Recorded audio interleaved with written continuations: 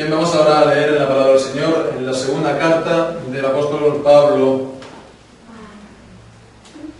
a la iglesia de Corinto, a los Corintios, en el capítulo 7,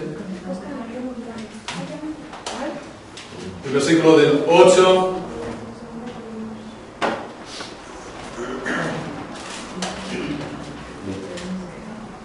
hasta el 11, pero podemos también leer desde el versículo 6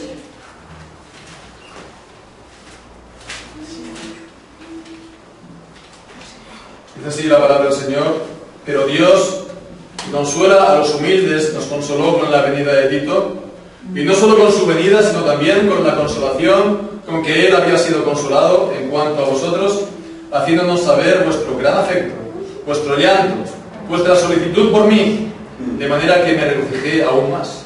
Porque aunque os contristé con la carta, no me pesa, aunque entonces lo lamenté, porque veo que aquella carta, aunque por algún tiempo os contristó, ahora me gozo, no porque hayáis sido contristados, sino porque fuisteis contristados para arrepentimiento, porque habéis sido contristados según Dios, para que ninguna pérdida padecieseis por nuestra parte. Porque la tristeza que es según Dios produce arrepentimiento para salvación, de que no hay que arrepentirse, pero la tristeza del mundo produce muerte. Porque he aquí esto mismo, de que hayáis sido contristados según Dios, qué solicitud produjo en vosotros, qué defensa, qué indignación, qué temor, qué ardiente afecto, qué celo, qué vindicación. En todo esto os habéis mostrado limpios en el asunto. Amén, y que el Señor bendiga su santa palabra. Es una manera corriente de pensar acerca de la vida cristiana como si fuera una especie de puerto de llegada, como si fuera pues una especie de meta, ¿verdad?, a la que uno pues tiene que llegar, ¿no?, llegar a ser cristiano. Entonces pensar en el que uno se tiene que convertir, uno entonces tiene que cambiar su vida, uno tiene que arrepentirse. Entonces una vez ya está hecho esto, pues esto digamos es el final, ¿no? Entonces ya pues ya está, por así decirlo, todo hecho, ¿no? Ya entonces pues todo será pues más fácil, más natural, más tranquilo, ya todo cambiará, ya seremos distintas personas, ya pues ya no habrá necesidad de tanta lucha. Y bueno, ciertamente que por supuesto hay que arrepentirse para con Dios, y ciertamente también que aquel que está en Cristo, nos dice, segunda de Corintios también, un poco antes, en el capítulo 5, nos dice que el que está en Cristo nueva criatura es. Es decir, que las cosas viejas van cambiando y todas son hechas nuevas. Eso está, pues, es por supuesto así, pero en realidad no hay que pensar en la vida cristiana o en ser cristiano como una meta, ¿verdad?, a la que llegar y después ya está todo hecho, por así decirlo, sino también como un punto de partida o un inicio. Porque la vida de arrepentimiento del cristiano es algo que ha de continuar en toda su existencia, toda su vida aquí en la tierra. Entonces la prueba la tenemos en esta segunda carta del apóstol Pablo, en estos versículos también en particular. Una segunda carta del apóstol Pablo. Bueno, hemos ya visto pues, un pasaje bastante importante en el capítulo 5. También la semana pasada estábamos tratando el capítulo 6. Ahora estos versículos también en el capítulo 7. Una carta, esta segunda de Corintios, una carta que, a ver, no sé si a ustedes les ocurrirán cuando la lean. Entonces es una carta a veces difícil de encontrarle pues un poco también la aplicación. Le resulta algo difícil porque, bueno, en otras cartas pues el apóstol Pablo está dando una enseñanza más general, pero esto es una carta muy personal. Aquí es una carta de las más personales que él escribió, y ahí está pues hablando de lo que él sentía o de sus luchas, de sus cosas, digamos, con la iglesia de Corinto, particularmente con unos problemas que él tuvo con esta iglesia que vemos en el libro de los Hechos, capítulo 18 y 19, cómo él la fundó. Él es el fundador de esta iglesia, Corinto, que es una ciudad en Grecia, ¿verdad? Él fue el fundador, sí. Y bien, pues es curioso cómo siendo él el fundador, siendo el pastor que les predicó la palabra de Dios, esta iglesia al final se les volvió en contra. El contexto, digamos, de esta carta es difícil a veces de precisar, de fijar con precisión. Leemos aquí en el capítulo 2, por ejemplo, en el versículo 3 y 4, que antes de esta carta el apóstol Pablo le había escrito otra, ¿verdad? Había surgido algún problema y les había escrito esto, ¿no? Leemos el capítulo 2, versículos 3 y 4, y esto mismo que os escribí, os escribí para que cuando llegue no tenga tristeza de parte de aquellos de quienes me debiera gozar, confiando en vosotros todos, que mi gozo es el de todos vosotros. Porque por la mucha tribulación y angustia de mi corazón os escribí con muchas lágrimas. No para que fueseis contristados, sino para que supieseis cuán grande es el amor que os tengo. Entonces vemos que surgió este problema del apóstol Pablo con la iglesia de Corinto, y el apóstol Pablo le escribió, dice, con muchas lágrimas. Entonces, ¿a qué se está refiriendo? ¿Cuál es esta carta? Entonces, esto es lo que es ciertamente a veces difícil de determinar. Hay, pues, algunos que, la minoría, pues, piensan que se está refiriendo a la primera carta, ¿verdad?, de Corintios. Sabemos que está en el Nuevo Testamento la primera de Corintios y la segunda de Corintios. Entonces, que se está refiriendo a la primera de Corintios, y ahí pues vemos que el apóstol Pablo está pasando, por así decirlo, en revista toda una serie de cuestiones que se necesitaba, digamos, arreglar o ajustar en la iglesia. E incluso en el capítulo 5 vemos que había un problema de una persona que se hallaba en pecado, y él pues mandó que se hiciera disciplina contra el pecador. Pero en realidad, la verdad, leyendo la primera carta de Corinto, pues se hace difícil pensar que el apóstol lo escribió, como está diciendo aquí, con muchas lágrimas. Entonces, la opinión más común es pensar que aquí se está refiriendo entonces a una carta que tuvo que ver entre la primera de Corintio y la segunda de Corintio, y entonces es una carta que se habrá perdido. No sabemos entonces exactamente el problema, más allá de lo que leemos aquí en esta segunda carta a los Corintios. Entonces vemos aquí, lo podemos leer, la carta en casa, podemos leer cómo el apóstol Pablo tuvo que hacer frente a pues un problema. Allí él se le había cuestionado su ministerio, la gente se había apoyado con la gente, es decir, los creyentes se habían apoyado en falsos ministros, en gente que iba de súper espiritual, de grandes apóstoles, pero que en el fondo no lo eran. Se le había pues injuriado, se le había menospreciado, diciendo, mira, su apariencia es despreciable, su palabra es insignificante. Todo esto pues lo encontramos aquí. Pero bueno, vemos cómo le había escrito esa carta, la había enviado con Tito, como hemos leído aquí en el capítulo 7 entonces, y esa carta había entonces obrado ese cambio que vemos, está hablando de arrepentimiento, y de arrepentimiento, dice, para salvación también.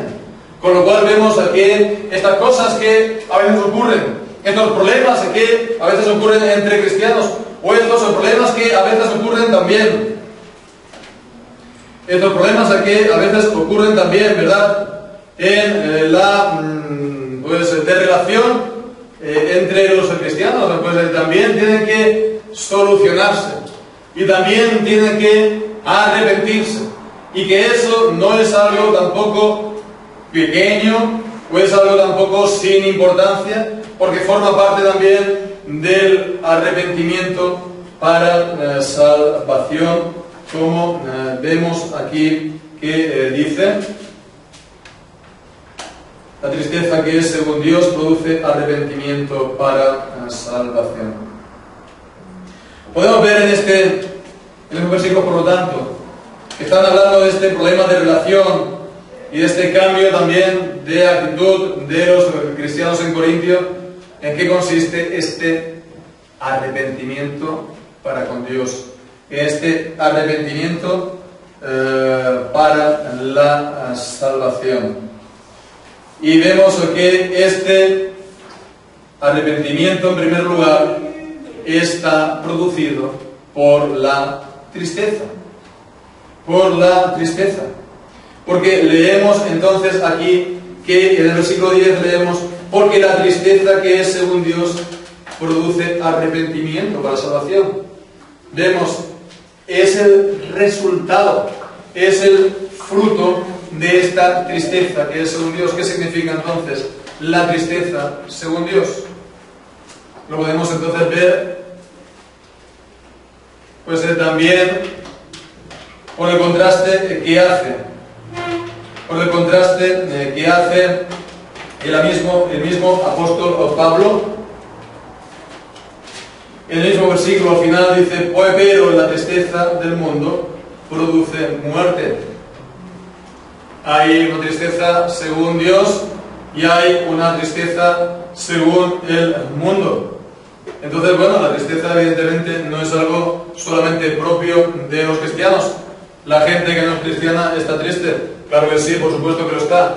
Hay siempre pues problemas, hay siempre pues frustraciones, hay siempre cosas que le afectan a uno. Y bien, pues cuánta gente no está pues afectada por la depresión, ¿verdad? Cuánta gente pues no está pues a lo mejor tomando medicación, o pues están en una especie de laberinto. Pero vemos que esto no conduce a nada. Esto conduce, dice, como mucho, a la muerte. A la muerte en el sentido de que esto no le acerca a uno a Dios en absoluto, y uno pues continúa con su problema, que es el pecado, y la paga del pecado es la muerte. Una tristeza que no te acerca a Dios no te va a hacer más santo, o no te va a hacer salvo. Esta tristeza que no te acerca a Dios no consigue nada espiritual, nada bueno en la vida de uno. Es entonces así la diferencia con lo que leemos aquí de la tristeza que es pues según Dios. Es una tristeza, vemos, pero es según Dios, que produce arrepentimiento. Es una tristeza, por lo tanto, por nuestros propios pecados, de los cuales nos arrepentimos. Es una tristeza, por lo tanto, por haber transgredido los mandamientos de Dios. Es una tristeza, entonces, por todo el mal que comporta el pecado, ¿verdad? Y la culpa también de lo que hayamos hecho, ¿verdad? A veces hacemos unas cosas que afectan a la vida de los demás, pues entonces pensamos también en los demás y el mal que le hemos hecho, y eso nos causa también esa tristeza. O pues también la tristeza de haber deshonrado a Dios. Mira, somos cristianos, ¿verdad? Y damos un mal testimonio, como hemos estado viendo también las últimas semanas con el rey David, él que era pues el dulce cantor de Israel, que componía estos salmos tan maravillosos y que él dirigía los ejércitos de Dios en las batallas. Bueno, pues él también cayó tan gravemente e dio ocasión para blasfemar al pueblo de Dios, a los enemigos de Dios. Entonces vemos que él había deshonrado a Dios, y eso también pues produce tristeza, el dar un mal testimonio. O pues bueno, también las consecuencias que para nosotros puede traer el pecado, ¿verdad? Porque no solamente afectamos a los demás, también a nosotros, ¿no? Si hemos estado pues a lo mejor largo tiempo en la bebida, o largo tiempo en la droga, o en otros tantos pecados que puedan afectar a nuestra vida, a la vida de los que tenemos al lado, a nuestra propia familia. Todo esto, ruptura que a veces se hace, ¿verdad? En la vida de las personas, que lo hacemos nosotros, ¿verdad? En nuestras propias vidas, el pensar todo esto, el pensar pues en el tiempo que uno ha malgastado, ¿verdad? Los años que uno ha malgastado en el mundo, los años que uno ha malgastado pues en el pecado, y que uno no ha conseguido pues absolutamente nada de ello, sino destrozarse la vida. Esto es la tristeza, entonces, según el mundo, perdón, no según el mundo, sino según Dios. ¿Por qué? Porque produce el arrepentimiento. Entonces, este arrepentimiento para la salvación es previamente producido, vemos, por la tristeza, pero no una tristeza pues, que no tiene ningún tipo de sentido, ninguna dirección, sino que es una tristeza que tiene siempre a Dios y su palabra como punto de referencia siempre. La segunda de las cosas que vemos aquí es el arrepentimiento en sí mismo. El arrepentimiento, dice, para la salvación. El arrepentimiento, hay que tener en cuenta que hay distintas palabras para expresar la idea del arrepentimiento, ¿verdad? Aquí nosotros en español pues decimos arrepentimiento a veces de una manera pues muy ligera, ¿verdad? Me arrepiento de no haber ido el otro día pues con mi amigo a tomar un café, ¿verdad? Quedé con él, pero pues no sé, hice otra cosa, me arrepiento, me lo podría haber pasado mejor. O en el sentido un poco de que me sabe mal, o que lamento esto, lamento lo otro, es un sentido pues bastante ligerito, ¿verdad? Pero vemos que no es así en la Biblia. A veces en la Biblia pues la idea del arrepentimiento, la palabra tanto en hebreo como en griego, es la idea de volverse a Dios, ¿verdad? De una media vuelta que uno da. Uno pues está en un camino, en una dirección, y entonces uno se da cuenta de que está en ese camino y en esa dirección, alejándose de Dios y transgrediendo entonces su palabra, entonces da media vuelta. Entonces es un cambio, ¿verdad?, de dirección en su vida. Es un arrepentimiento de volverse a Dios. Pero es curioso que aquí, en este lugar, en este pasaje, no es esta la palabra que nos encontramos en el original. Porque lo que nos dice exactamente es la idea del cambio de mente, ¿verdad? Conocemos, por ejemplo, la palabra metamorfosis. La palabra metamorfosis es la palabra de cambio de forma, ¿verdad? De alguien que su aspecto exterior se va cambiando, ¿verdad? Pues es lo mismo en griego, pero no es la forma, sino es la mente. Es el cambio de mente, es la metanoia. El cambio de la mente, la transformación de la mente. Y eso es entonces también un arrepentimiento, eso es también una conversión a Dios. Que tu mente cambia para Dios, ¿verdad? Que tu mente ya no piensa como antes lo hacía, ¿verdad? Que ya tu manera de pensar no es según los patrones que uno ha recibido desde siempre, que le han enseñado en la casa, en la escuela, pues en la vida, ¿verdad? Algo natural, algo normal, tal y como todo el mundo lo ha hecho siempre, sino que uno empieza a pensar y a ver las cosas según Dios dice en su santa palabra. Y si Dios entonces en su santa palabra dice, mira, esto está mal, entonces uno dice, sí, amén, eso está mal, y empieza a verlo desde esta manera, ¿verdad?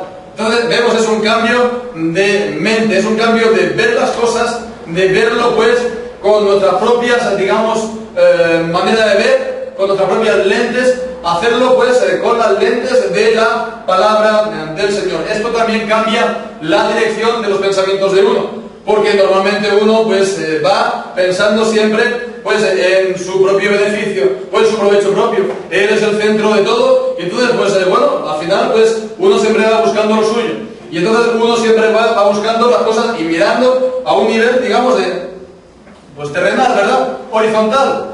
Pero cuando uno cambia de esta manera su mente, ya está orientado para el Señor. Ya, como dice pues en Romanos 14, si vivimos para el Señor vivimos, y si morimos para el Señor morimos. Con lo cual vemos que es para el Señor, es la finalidad, es la orientación de nuestra mente y de nuestra vida. Entonces es este cambio de mente, y este cambio de mente al final no es algo solamente de lo que pensamos, sino que al final esto se traduce en nuestra vida. Porque ya Pablo también, él predicaba, por supuesto, el arrepentimiento, ¿verdad? Era algo que era importantísimo en su ministerio. En el libro de los Hechos, por ejemplo, en el capítulo 20, en el versículo 21, él resume su predicación y él resume su mensaje. Dice que él testificaba a judíos y a gentiles acerca del arrepentimiento para con Dios y de la fe en nuestro Señor Jesucristo. El arrepentimiento y la fe. El arrepentimiento para con Dios y la fe en nuestro Señor Jesucristo. Y en el capítulo también 26 vemos que este cambio de mente, esta vuelta a Dios, al final se traduce en la vida de uno, se traduce en la manera de vivir de uno, porque leemos entonces en el capítulo 26, versículo 20, es Pablo quien habla, dice, sino que anuncié primeramente a los que están en Damasco y en Jerusalén y por toda la tierra de Judea, y a los gentiles que se arrepintiesen y se convirtiesen a Dios, haciendo obras dignas de arrepentimiento. El apóstol Pablo. Obras dignas de arrepentimiento. Y esto es lo mismo que Juan el Bautista también estaba predicando, ¿verdad?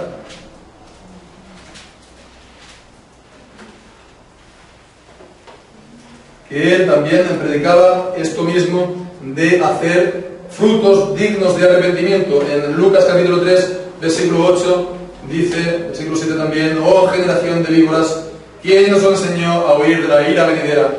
Haced pues frutos dignos de arrepentimiento. Frutos dignos de arrepentimiento. Entonces vemos. Alguien puede decir: no, mira, sí, es que yo he cambiado mucho, yo ya no soy el de antes, yo ya no veo las cosas como antes, yo ya soy otra persona. Ah, sí, muy bien. Pero después en tu vida eso, ¿en qué ha cambiado? En tu vida eso, pues, ¿en qué se manifiesta? Hay frutos, obras dignas de arrepentimiento, dignas de ese nombre, dignas de decir: no, mira, sí, yo me he convertido, yo soy una nueva persona en Cristo. Hay esas obras de dejar de hacer lo malo para hacer lo bueno, como dice la palabra de Dios. Deja el impío sus caminos y vuélvase a Jehová, el cual será amplio en perdonar. El dejar de hacer lo malo para hacer lo bueno. El que andaba en pecado, pues no solamente pedir perdón al Señor, sino también con la gracia y la ayuda del Señor dejar de hacerlo. Aunque sea pues un inicio, pues en esa dirección se tiene que ver, tiene que haber frutos y obras dignas de ese nombre en nuestra vida, sea por lo tanto de llevar a cabo, pero si no son solamente palabras. Y por último también vemos ahí lo que dice el apóstol Pablo en el versículo 10, vemos que la tristeza, que según Dios produce arrepentimiento para salvación, de que no hay que arrepentirse. Y esta pues sería tal vez, bueno, sería la tercera característica de este arrepentimiento en sí mismo. Dice de que no hay que arrepentirse. Vemos aquí el sentido un poco más ligero de la palabra arrepentirse. Es una palabra distinta, no es la misma, y tal vez se tendría que traducir aquí, como hace otras versiones, lamentar, ¿no? Del que no hay que lamentarlo, ¿no? De que no le va a uno pues a saber mal que uno lo ha hecho. Vemos, el arrepentimiento para con Dios es algo de lo cual uno pues nunca se va a lamentar haberlo hecho. Al contrario que el pecado, porque el pecado, si no lo lamentamos ahora, en esta vida lo lamentaremos cuando tengamos que pasar por el tribunal de Cristo, ¿verdad? Como hemos visto también esta mañana en Miranda, porque todos hemos de pasar por el tribunal de Cristo, como hemos leído en Isaías 45, que se está refiriendo al Señor Jesucristo, para dar cuenta de lo que hicimos en el cuerpo, nuestras obras, sea bueno o sea malo. Entonces, nuestros pecados nos vamos a lamentar, sea aquí en la tierra, ¿verdad? Ahora, y es lo mejor que nos lamentemos de ahora de esto, o nos lamentaremos cuando el Señor Jesucristo venga y tengamos que pasar por su tribunal. Entonces, es algo de lo cual nos vamos a lamentar, pero el arrepentirse de verdad, el volverse a Dios y el cambiar su mente para con Dios, para ver las cosas como dice la palabra de Dios, de eso uno nunca lo va a lamentar, nunca va a decir: ¿pero qué he hecho? Nunca. El Señor no lo va a permitir, porque el Señor pues va verdaderamente a colmar la vida del que así lo haga. Ciertamente no va, como dice el Salmo, ¿verdad?, que vale más un día en tus atrios que 1000 fuera de ellos. Y es lo que hace el Señor. Cuando nos arrepentimos y volvemos a Dios, no cambiarías un solo día en los caminos del Señor que todo lo que uno ha vivido anteriormente, o todo lo que uno pudiera vivir sin el Señor. Un solo día del Señor vale más que 1000 fuera de ellos, o 1000 años. Bien, pues ya en tercer lugar vemos también acerca del arrepentimiento en el versículo 11, porque dice pues una serie de cosas que acompañan también al arrepentimiento. Vemos aquí, hay una serie de, digamos, afectos, se puede decir, que acompañan a este arrepentimiento para con Dios. Ciertamente que lo que está aquí diciendo Pablo, pues lo hemos de leer primeramente en relación pues con su persona. Es decir, todos estos afectos que hubieron en ellos, pues es algo que tenían primeramente como objeto a Pablo, ¿verdad? Ellos se habían metido con Pablo, por así decirlo, y ahora cambiaban, y estas palabras primeramente, pues hemos de ver que se están refiriendo primeramente a Pablo, pero en el fondo vemos que también podemos decir que estos afectos acompañan al arrepentimiento, que es para vida y que nace de la tristeza que es según Dios. Acompaña, por lo tanto, dice, pues estas siete características o 7 afectos. Dice primero, dice que esto mismo, que hayáis sido contristados según Dios. ¿Qué solicitud produjo en vosotros? ¿Qué es solicitud? Solicitud es la misma palabra que, por ejemplo, prisa, ¿verdad? El hacer las cosas prontamente, ¿verdad? Entonces le vinieron pues Tito con la carta y ellos entonces no lo demoraron, no lo dejaron para otro día. Y esto es también en cuanto al arrepentimiento que es para con Dios, porque cuando Dios toca nuestros corazones, no podemos decir, no, mira, pues ya pásate mañana, o pásate, pues ya lo veremos más adelante, pásate, pues y ya lo arreglaremos en otro momento. Es solicitud, es pues prisa, es no dejar las cosas pendientes, porque esto es ciertamente el arrepentimiento para con Dios, hacerlo ya. Si oyereis hoy su voz, nos dice Hebreos, y el Salmo 95 también, no endurezcáis vuestro corazón, ya, hoy. Entonces dice también en la segunda, dice, ¿qué defensa produjo en vosotros? ¿Qué defensa? Pues está hablando también, primeramente, de referencia con Pablo, ¿verdad? ¿Qué defensa podían tener ellos? No tenían ninguna defensa. No podían justificarse para nada. Entonces, ¿cuál sería su defensa? Arreglar la cosa, ¿verdad? Del mismo modo, cuando somos tocados por el Señor, ¿qué defensa podemos nosotros avanzar por nuestros pecados si no es arrepentirnos? ¿Qué podemos decir? No, mira, pues esto, pues yo lo he hecho porque tengo atenuante, ¿no? Que se llama. Tengo digamos, que a mí me justifica. No. Lo único que te puede, pues, ayudar es dejarlo ya. Es reconocerlo inmediatamente. ¿Verdad? Esa es la única defensa que podemos presentar delante del Señor. En tercer lugar dice, ¡qué indignación! ¡Qué gran indignación!, ¿verdad? ¡Qué gran indignación! Pues de haber cometido ese pecado. ¡Qué gran indignación por la injusticia cometida! ¡Qué gran indignación porque uno mismo lo ha hecho! ¿Verdad? ¿Con quién estaban indignados los corintios? No con Pablo, sino consigo mismos por haberlo hecho, ¿verdad? Ellos eran los culpables y ellos estaban, por lo tanto, indignados contra sí mismos. Pero ¿qué más? Dice, ¿qué temor produjo en ellos? ¿El temor a quién? Pues el temor, evidentemente, a Dios. El temor también de que, esto que ellos hicieron y que fueron convencidos en su conciencia de que transgredía y que, digamos, era en contra de la voluntad de Dios, pues esto indignara a Dios y Dios, por lo tanto, viniera en castigo. ¿Temor de Dios? Eso es temor de Dios. Y el temor de Dios ciertamente también incluye el temor a su ira y el temor al castigo, ¿verdad? Que es lo que nos tiene que refrenar, pues, muchas veces de cometer el pecado. Y también, pues, nos ha de llevar, si lo hemos cometido tristemente, pues, a arrepentirnos inmediatamente de él, ¿verdad? Para que él no venga con vara, como dice también el apóstol Pablo.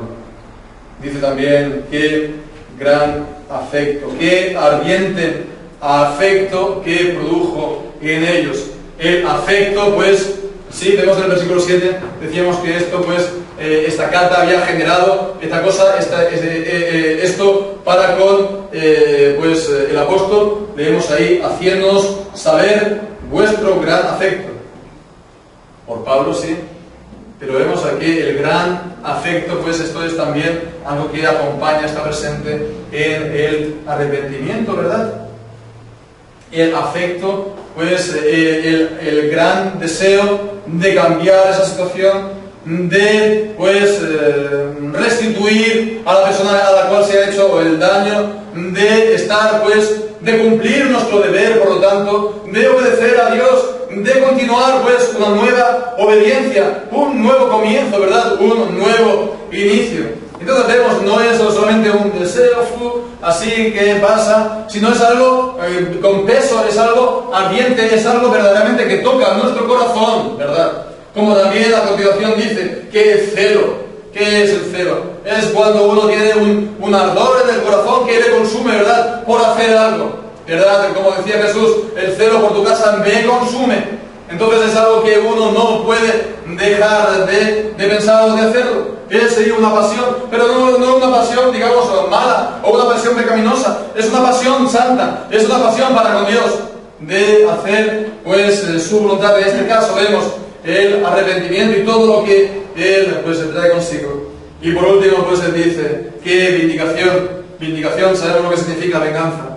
¿Qué vindicación es la venganza? El decir, pues, volverse contra uno mismo. No se van a vengar contra el apóstol Pablo, contra Tito, ¿verdad que no? Sino contra ellos mismos, que ellos habían hecho el mal, ¿verdad? Entonces ellos volverse contra sí mismos.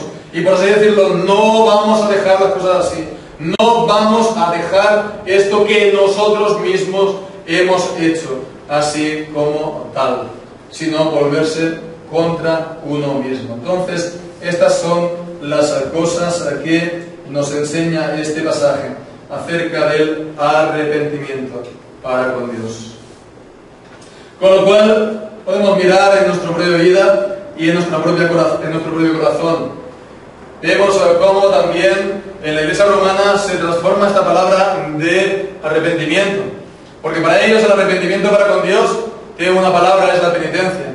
Y esto, pues, no es algo tanto algo que uno, pues, ha de experimentar. Lo han transformado en uno de los siete sacramentos, ¿verdad?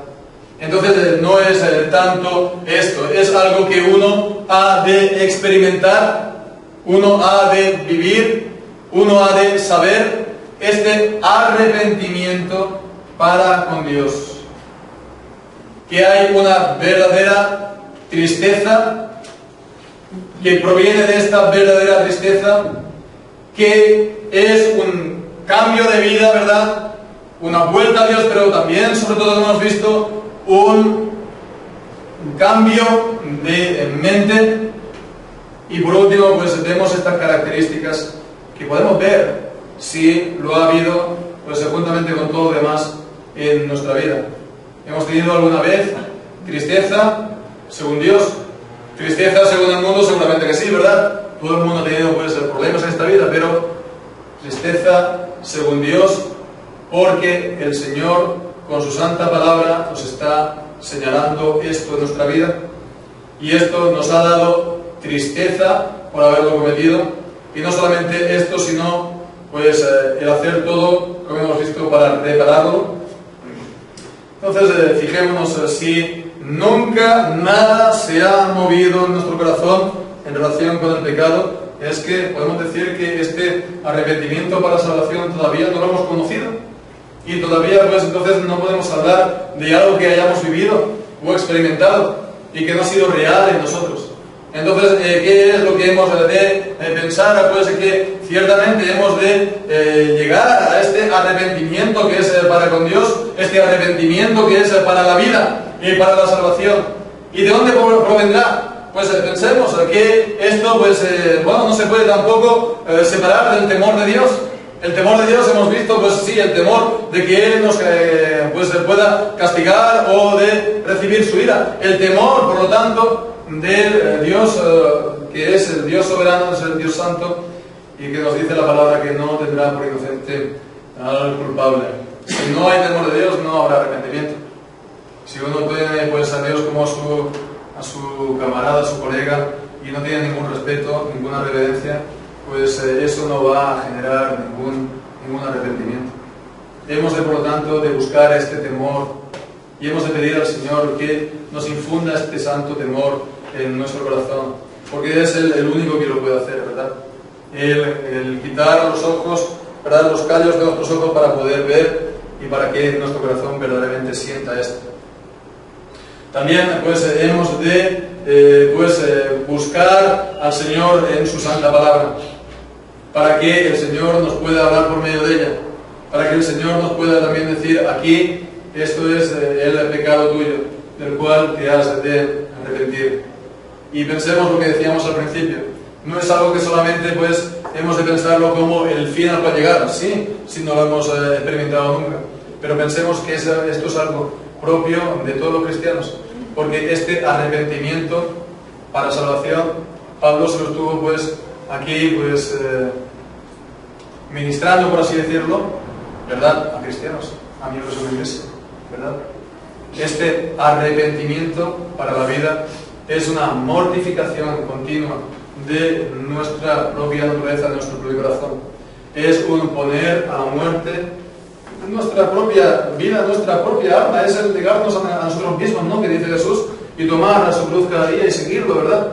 Esto significa, por lo tanto, que uno llegue a arrepentirse no solamente de todo pecado que haya conocido, sino también de lo que nos dice Romanos 7, ¿verdad?, de este pecado que habita en uno mismo, ¿verdad?, con el cual uno ha nacido, el pecado original. Y esto es el que está en nosotros y nos lleva, por lo tanto, a pecar, ¿verdad? Es lo que nos lleva a ser tentados y a veces hasta caer. Y esto también nos tenemos que arrepentir, por lo tanto, incluso de nuestro pecado original, y lamentar, por lo tanto, este estado en el que hemos nacido y en el que vamos a tener que luchar contra él mientras estemos aquí en este mundo, ¿verdad?